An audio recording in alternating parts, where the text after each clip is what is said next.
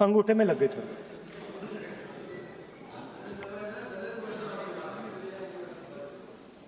Thank you, Speaker Sir, for letting me speak on a very important topic.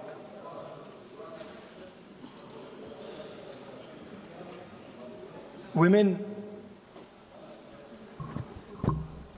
are a central force, a driving force in our national imagination, in our national perspective. All of us, every single one in this room, has been influenced, taught, learned a lot from women in their lives. Mothers, sisters, wives. As Rijuji said, of course, Prime Minister and myself don't have that wife issue. So we don't get that input, but we have our mothers and our sisters. Yesterday, I was watching my sister achieve something that, in 5 minutes, achieve something that I have not been able to do in maybe 20 years of my political career, which was to make Mr. Amit Shah ji smile. There's something that I also need to practice and learn, and I was feeling very proud as an older brother as she was doing that, delivering the speech in a way that is different than mine, of course.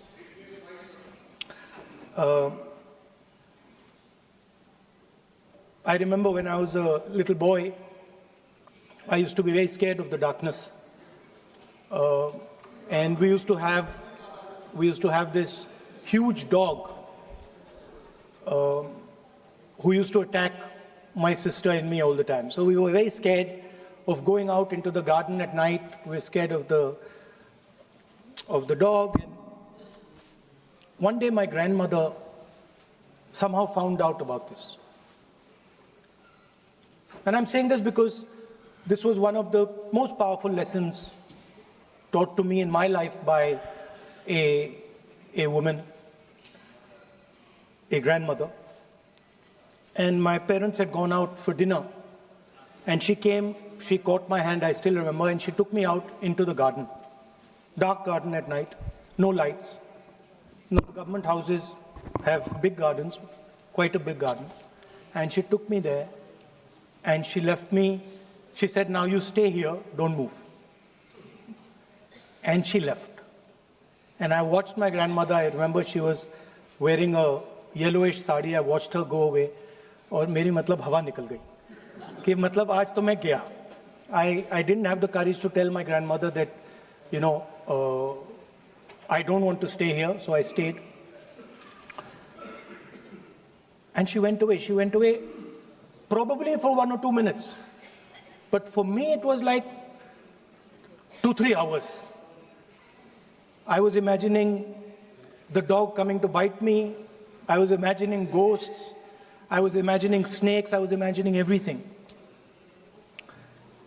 And then after some time, I remember my legs were even shaking a little bit, and then I saw my grandmother come. And she came, and she asked me, so, what are you scared of?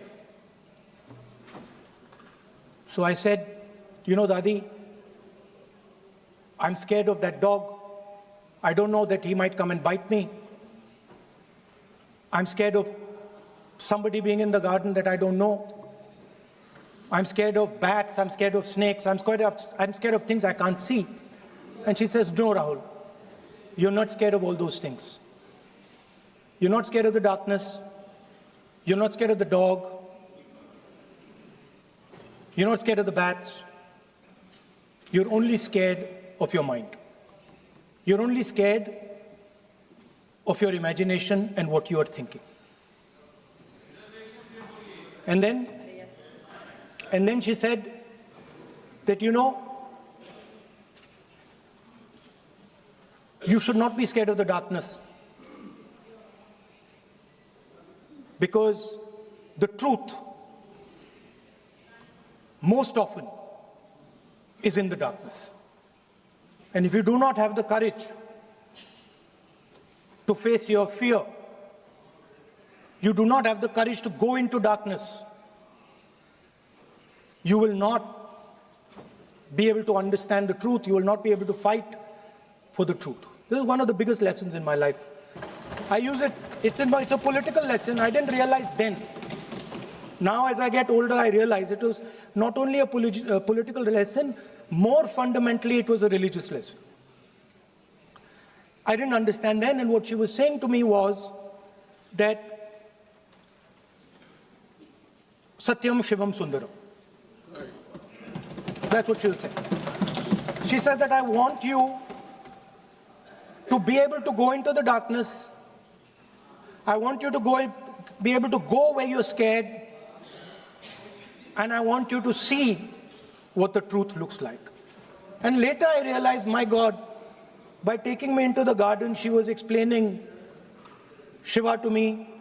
She was explaining the central tenet of our religion. She was explaining Satya to me. And in many ways, she was explaining Ahimsa to me.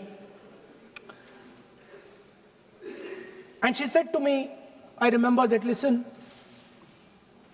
truth is painful sometimes. Don't worry about it. Deal with it. And there are some truths that need to be told here today in this house. The first truth is that this is not a women's bill. This is nothing to do with the empowerment of women. There is a women's bill. It was passed in 2023 in this house itself. And my friends and teachers in the BJP said that it will be implemented in 10 years' time. That is the women's bill. This is an attempt to change the electoral map of India, using and hiding behind India's women. And actually it is a shameful act, because instead of giving them women's reservation, which is very easy to do, and every single opposition person will support it right now, bring that old bill back right now, and we will help you pass it for implementation from this second. Now, that is the women's bill. This is something else. And the truth needs to be told about what this is. There is a central truth in India's history, in India's past and present. And I have become more and more and more aware of this truth. And that is the brutal, cruel, unforgiving treatment of the OBC community, of the Dalit community, and other communities, minorities and women. And this is a historical fact. This need not be argued here. Everybody knows how Indian society treated OBCs, treated Dalits, what was done to them, what was done to their women, what they were allowed to do, what they were not allowed to do, how they were blinded when they read certain documents, how metal was poured into their ears when they heard certain verses. This is a fact. Now, what is being attempted here is a bypass of the caste census. What they are trying to do is they are trying to avoid giving power, giving representation to my OBC brothers and sisters and to take away power from them. This is the agenda over here. That's the first agenda. Manuvad over Samvidhan. Amit Shah ji says that the caste census has begun. And he repeated twice yesterday, trying to be clever, saying that houses don't have castes. The point is not whether houses have castes or don't have castes. The point is whether the caste census is going to be used for representation in Parliament, Vidhan Sabha, Lok Sabha. And what you're trying to do now is trying to make sure that caste census has nothing to do with representation for the next 10 years, 15 years, so that you can kick the ball down the street. That's the first thing that is being done. Second thing that is being done, equally bad thing, but a very dangerous thing. What you're doing, because you're scared of what is happening in the politics of this country, you're scared of the erosion of your strength, you're trying to rejig the Indian political map.